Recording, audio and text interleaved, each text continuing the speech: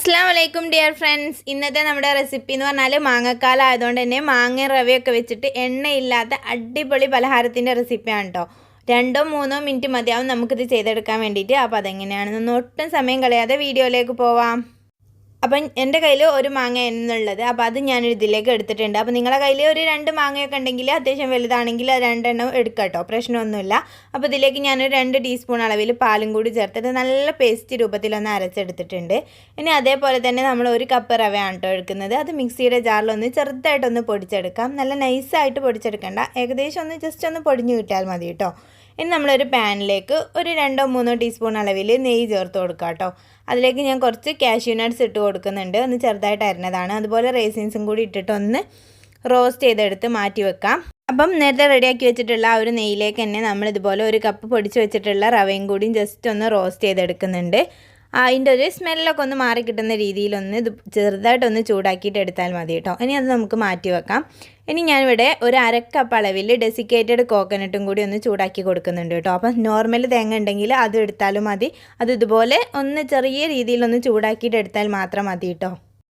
അപ്പോൾ അത് നമുക്കൊരു സൈഡിലേക്ക് മാറ്റി വെക്കാം. അതിന് ശേഷം നമ്മൾ നേരത്തെ റെഡിയാക്കി പേസ്റ്റ് ആക്കി വെച്ചിട്ടുള്ള മാംഗോ പ്യൂരിയിലേക്ക് ഒരു 1/2 കപ്പ് പാലും കൂടി ചേർത്ത് കൊടുക്കാം കേട്ടോ. 1 കപ്പ് പാൽ വേണം. ഫസ്റ്റ് നമ്മൾ 1/2 കപ്പ് ചേർത്തിട്ട് നല്ലപോലെ ഒന്ന് മിക്സ് ആക്കിയിട്ട് എടുക്കാം. നമ്മളെ മാംഗോ മിക്സ് ഒന്ന് നല്ലപോലെ ഒന്ന് മിക്സായിട്ട് കിട്ടാൻ വേണ്ടിയിട്ടാണ്.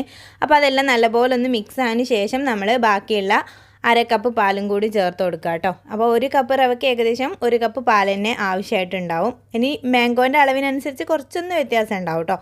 അതിന് ശേഷം നമ്മൾ റെഡിയാക്കി വെച്ചിട്ടുള്ള ആ ഒരു റവ ചേർത്ത് കൊടുക്കുക കേട്ടോ. അപ്പം പെട്ടെന്ന് തന്നെ മിക്സ് ചെയ്ത് കൊടുക്കണം. ഞാൻ കുറച്ചൊന്ന് ലേറ്റായിട്ട് പോയി. അങ്ങനെയാണെങ്കിൽ നമുക്ക് കട്ടയൊന്നും ഇല്ലാതെ പെട്ടെന്ന് മിക്സാക്കി എടുക്കാൻ വേണ്ടി പറ്റും കേട്ടോ. നമ്മൾ ഇട്ട ഉടനെ തന്നെ മിക്സാക്കി എടുക്കുകയാണെങ്കിൽ. ഇനി നമ്മളിതിലേക്ക് ചേർത്ത് കൊടുക്കാൻ പോകുന്നത് ഇതിന് മധുരത്തിന് ആവശ്യമായിട്ടുള്ള പഞ്ചസാരയാണ് കേട്ടോ. ഞാൻ ഏകദേശം 1/4 കപ്പിലും കുറച്ചധികമായിട്ടാണ് ചേർത്തിട്ടുള്ളത്. അപ്പോൾ നിങ്ങൾ നോക്കിയിട്ട് ചേർക്കാം കേട്ടോ. അതുപോലെ നമ്മൾ നേരത്തെ റെഡിയാക്കി വെച്ചിട്ടുള്ള ഒരു കാഷ്യൂ നട്ട്സും റേസിൻസും ഒക്കെ ചേർത്ത് കൊടുക്കാം.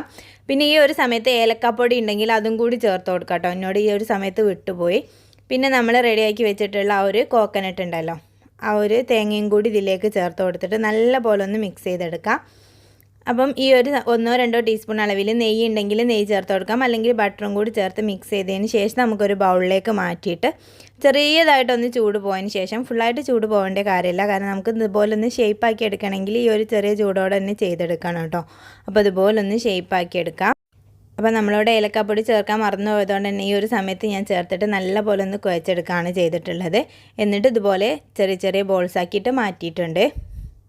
മാങ്ങ റവയൊക്കെ ഉണ്ടെങ്കിൽ കുട്ടികൾക്കൊക്കെ കൊടുക്കാൻ അടിപൊളിയായിട്ട് ചെയ്തെടുക്കാൻ പറ്റുന്ന ഒരു പലഹാരം തന്നെയാണ് കേട്ടോ. അപ്പോൾ വീഡിയോ ഇഷ്ടമായിട്ടുണ്ടെങ്കിൽ ലൈക്ക് ചെയ്യാനും നിങ്ങളുടെ അഭിപ്രായങ്ങൾ കമൻറ്റായിട്ട് അറിയിക്കാനും മറക്കല്ലേ. അപ്പോൾ അടുത്ത നല്ലൊരു വീഡിയോയിൽ കാണാം.